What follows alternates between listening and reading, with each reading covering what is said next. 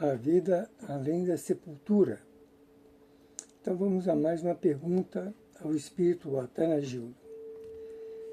Esses espíritos, ao se encarnarem, interrompem alguma tarefa em suas colônias astrais para depois reassumi-la quando de volta da matéria? Não responde Atanagildo.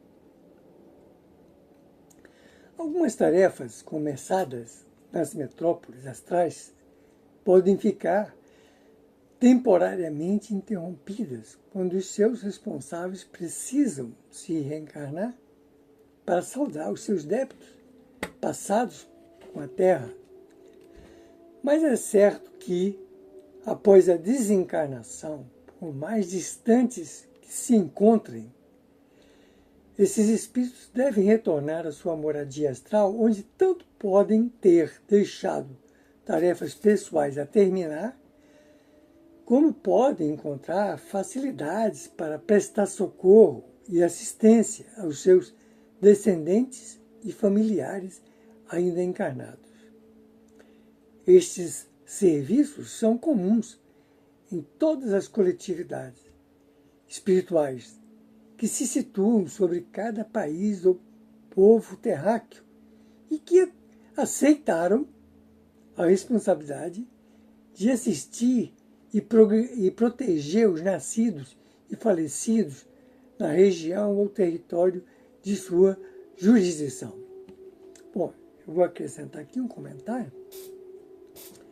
É o seguinte, nós espíritos, às vezes, caminhamos com outros espíritos semelhantes que nos acompanham desde uma eternidade de tempo.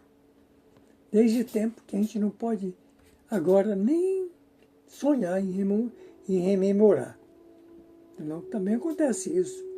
Porque a gente, quando toda coletividade espiritual é tudo irmão, filho de um único pai. Mas a gente pode acompanhar o desenvolvimento espiritual daqueles que estavam junto conosco há milhares e milhares de anos. A gente pode acompanhar. Porque às vezes um evolui mais e vai até para planos mais altos, mais elevados. Mas eles guardam sempre, né, um carinho, e às vezes reencarnam em mundos inferiores só para ajudar aqueles que tiveram algum contato assim, mais afetivo há milhares e milhares de anos em outros planetas. Mas vamos lá, mais uma pergunta ao espírito Atanagildo. Suponhamos que o fato dessas cidades astrais serem habitadas exclusivamente por espíritos provindos de uma só raça terrena poderia estimular entre eles um novo senso pátrio ou nacionalismo separativista, embora de uma ordem espiritual mais elevada? Olha a explicação que ele vai dar sobre esse assunto. Isso, no mundo espiritual, essas coisas não existem. Isso é coisa aqui de mundos bem rastaquera, igual o nosso mundo aqui. Responde Atanagildo. Esse acontecimento só seria possível no clima psíquico das regiões inferiores. Preste atenção nisso aí. Onde ainda domina o egoísmo feroz e o orgulho insano. O espírito que merece habitar a nossa metrópole é sempre escolhido por suas elevadas qualidades espirituais, não pela sua nacionalidade, raça, credo, nada disso. Mesmo no orbe terráqueo e no seio das raças mais egocêntricas, podereis encontrar homens completamente desapegados do fanatismo pátrio, havendo muitos entre eles que ainda trabalham energicamente pela confraternização de todos os povos e de todas as raças. Atualmente, já se agasalha na Terra a ideia do cidadão do mundo. Isso já está falando de 70 anos atrás, de quando ele transmitiu essa mensagem. E fundam-se fraternidade num trabalho quase de equipe em que se procura a fusão de todas as nações num só círculo, num só todo, regido por um governo de paz e justiça. O homem que já se libertou do círculo de ferro, das reivindicações de direitos de raça e pátria, pouco se importa que o situe nesta naquela comunidade astral, pois é imune a essa paixão doentia que ainda divide tanto os homens terrenos e os conduz ao massacre inglório nas guerras faticidas. Veja o que está acontecendo lá no Oriente agora, né? Somos todos irmãos. Como espírito, ninguém é judeu, ninguém é árabe, ninguém. Todos nós somos espíritos. Mas essa ignorância, que é o grande problema da humanidade, é a ignorância. Aliás, a ignorância é o pai e a mãe de todas as maldades que existem nesse planeta. Vamos a mais uma pergunta.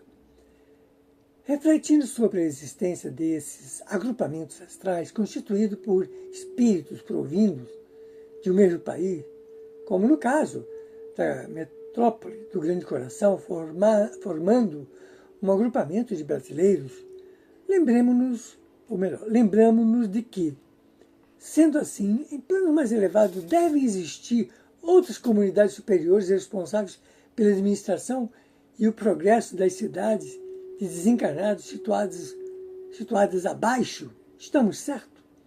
Vai responder agora Atanagil.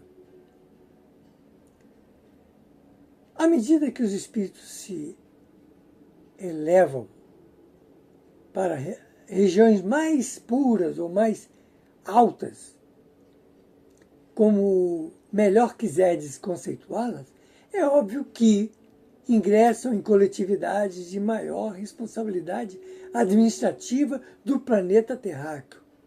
A sua supervisão abrange países inteiros, raças e mesmo continentes, assim na mesma faixa vibratória do astral em que se situa a grande metrópole do coração. Também vivem outras comunidades astrais com igual responsabilidade, mas controlando certas zonas geográficas de países europeus, africanos, asiáticos e americanos.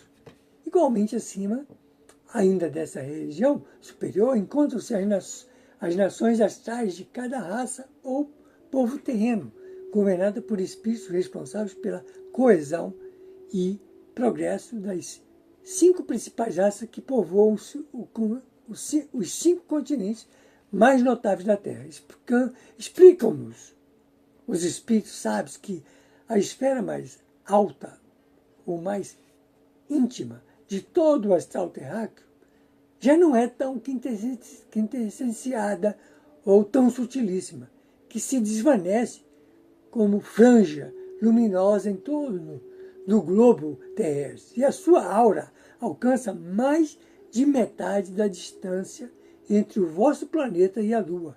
Olha só, hein? Preste atenção nisso aí. Através da essência dessa alta região astral, que mais se assemelha à eternizada cabeleira de luz em torno da Terra. Também se processa a intercomunicação com as esferas astrais dos demais planetas da constelação solar. Justamente nessa última esfera, tão quintessenciada, é que opera a comunidade angélica diretora do planeta Terra, onde se encontra sediado o sublime reino do magnânimo Jesus. Jesus é o supremo governante desse planeta. Ele é o primeiro e o último nesse planeta. Inclusive, eu vou começar hoje, após essa leitura aqui, um outro livro de Ramatiz chamado O Sublime Peregrino. E ficamos aqui, então, no capítulo 102 do livro A Vida Além da Sepultura, do Espírito, transmitido através do Espírito Atanagildo, que é pupilo do Ramatiz.